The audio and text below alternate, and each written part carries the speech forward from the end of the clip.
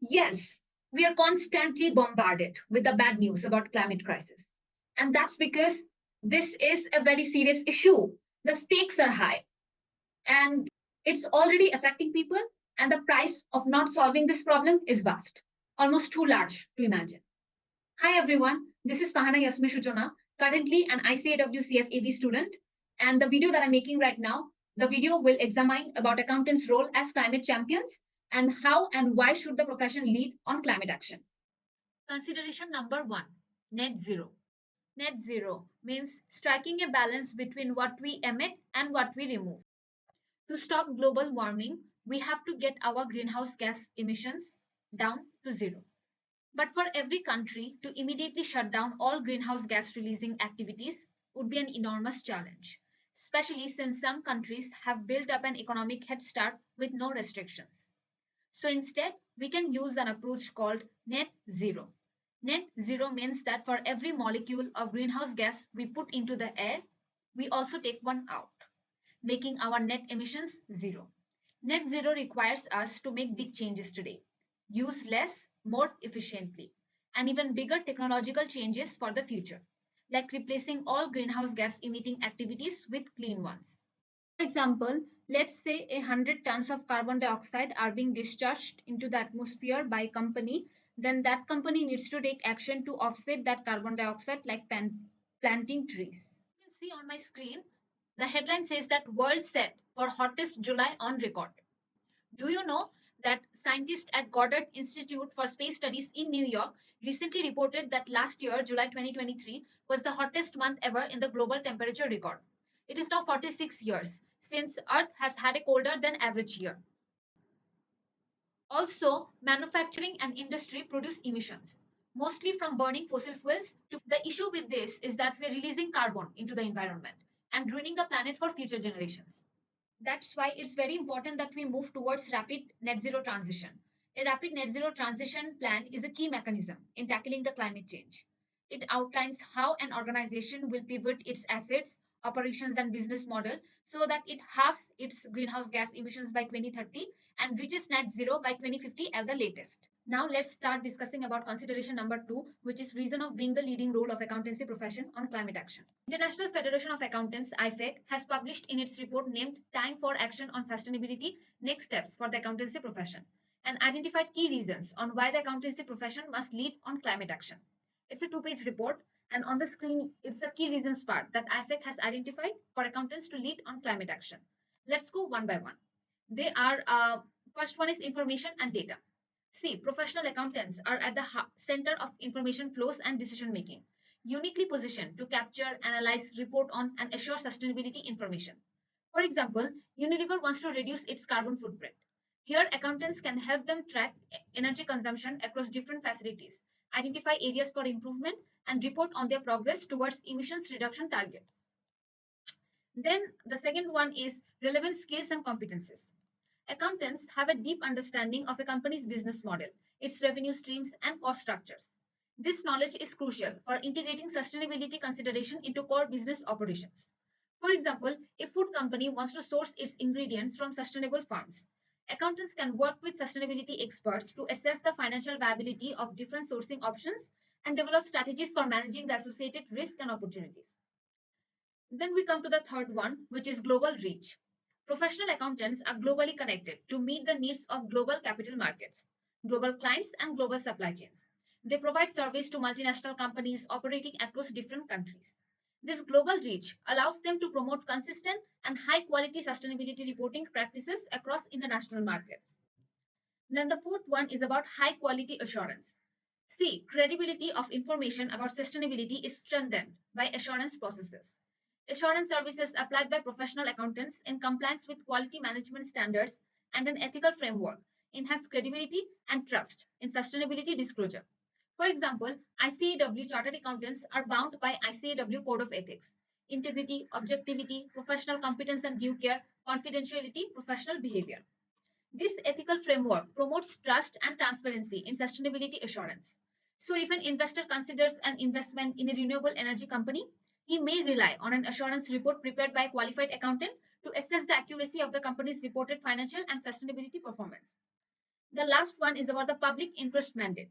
As a regulated profession, professional accountants are subject to an ethical code, public oversight, and charged with acting in the public interest. They are held to high ethical standards and are subject to public oversight by professional bodies. This ensures they act in the public interest, which includes promoting environmental sustainability. Now let's discuss about the role of accountancy profession and the way they can lead on climate action and leverage their position within organizations in consideration number 3. C. An ethical challenge requires an ethical profession. Climate issues also an ethical matter.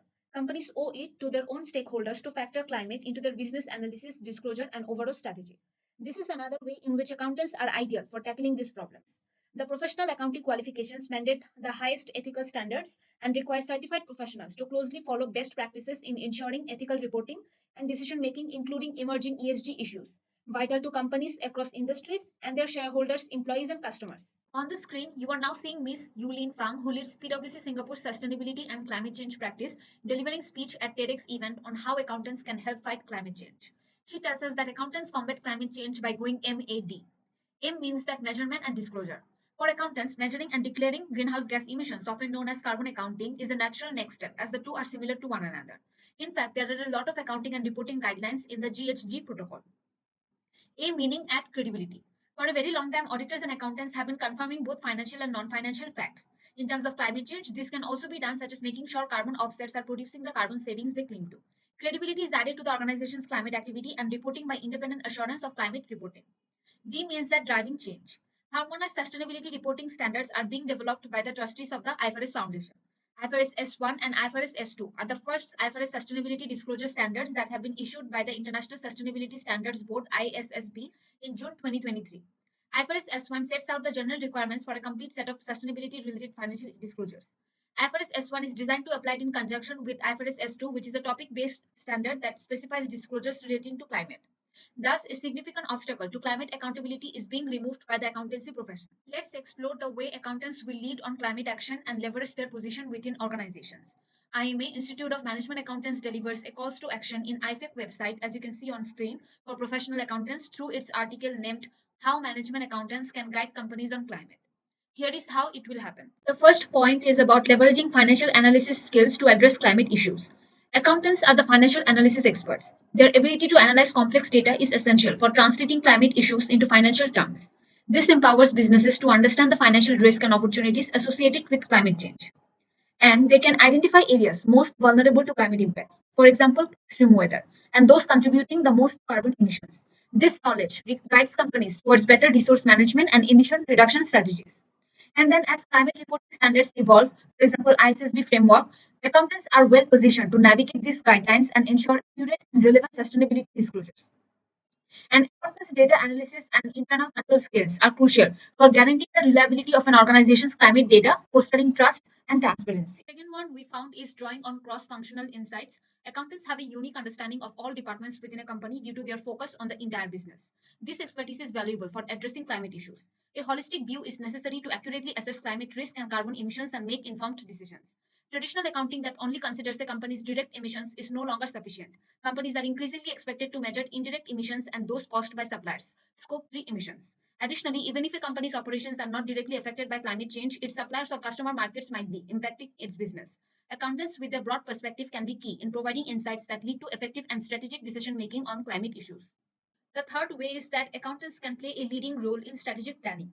The key takeaway here is that accountants are evolving beyond their traditional role of number crunching. Automation has freed them to leverage their data analysis skills and business knowledge to become strategic partners within a company.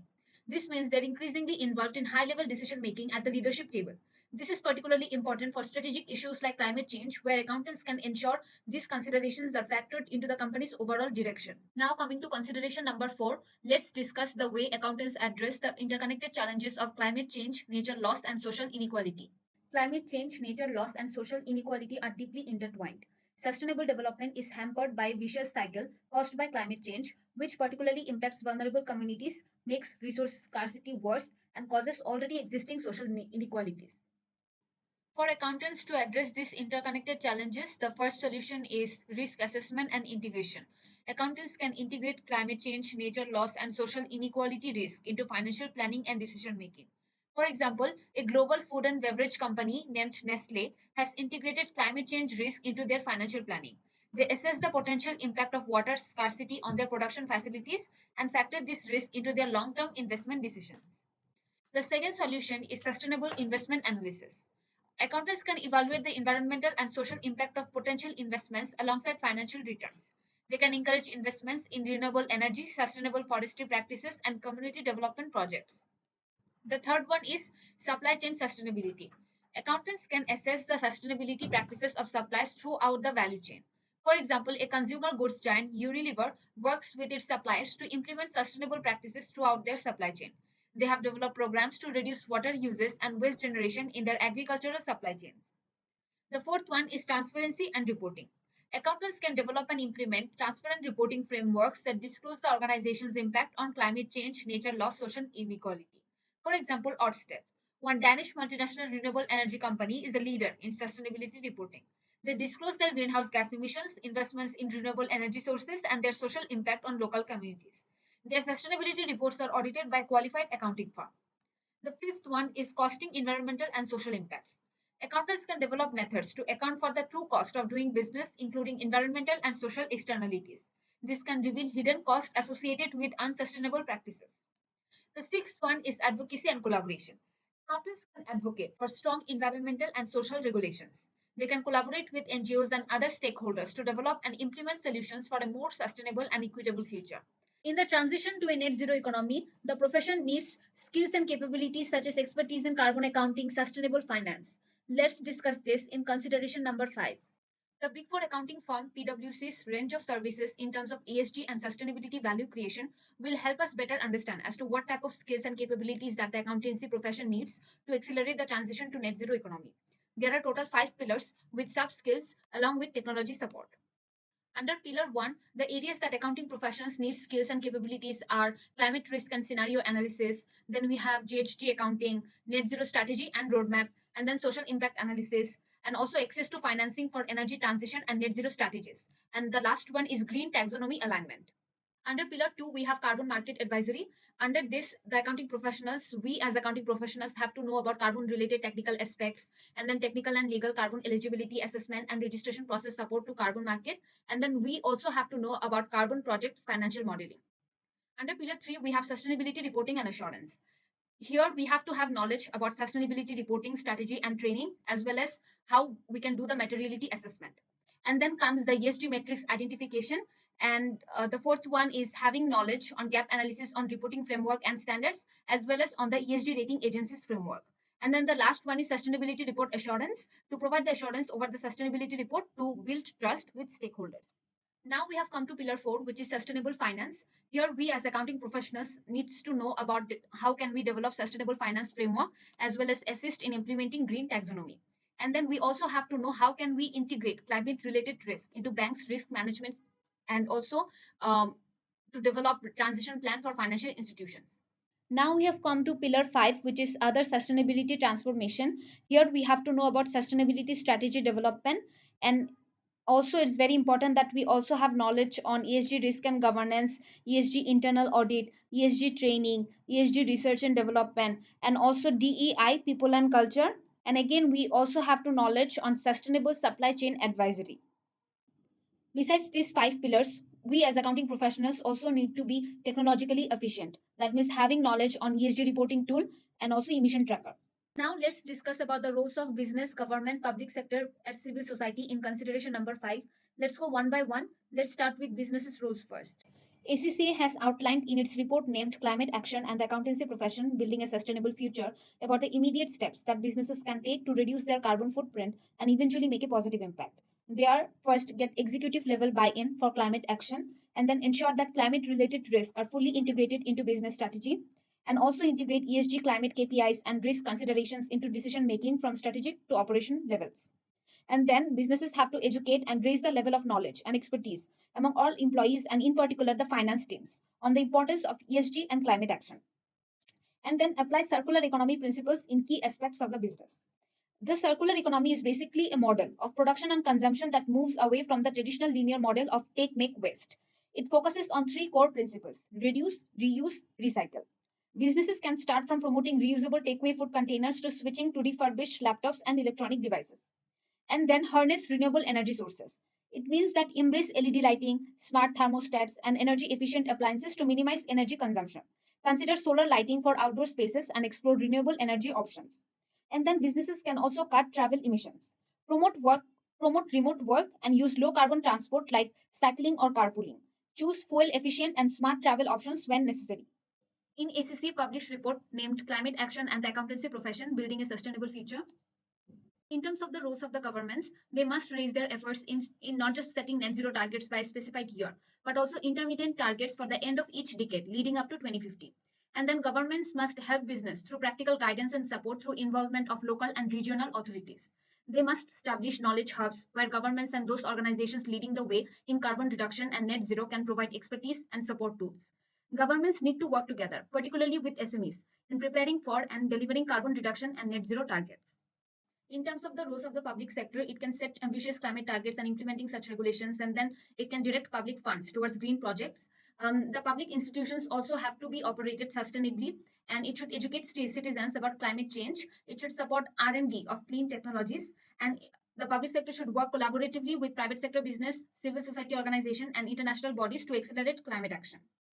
When it comes to civil society's role in transition to net zero, the first one is saving energy at home. We can save energy by switching to LED light bulbs and energy efficient electric appliances. And then we can also walk, bike, or take public transport whenever possible. And also we can switch to an electric vehicle. And then the fourth one is reduce, reuse, repair, and recycle. Like to protect the climate, we should buy fewer things, we should shop secondhand and repair whatever we can. And then we should include more vegetables in our diet, and then we should throw away less food because we should purchase only what we need and use what we buy, and if there is any leftovers, then we should compose it. And then speak up. This is very important that we all should speak up and get others to join in taking action about the climate change. In consideration number 7, let's discuss about the barriers and the opportunities of transition. This picture on this screen is from Sustainability Executive Survey conducted in September 2023.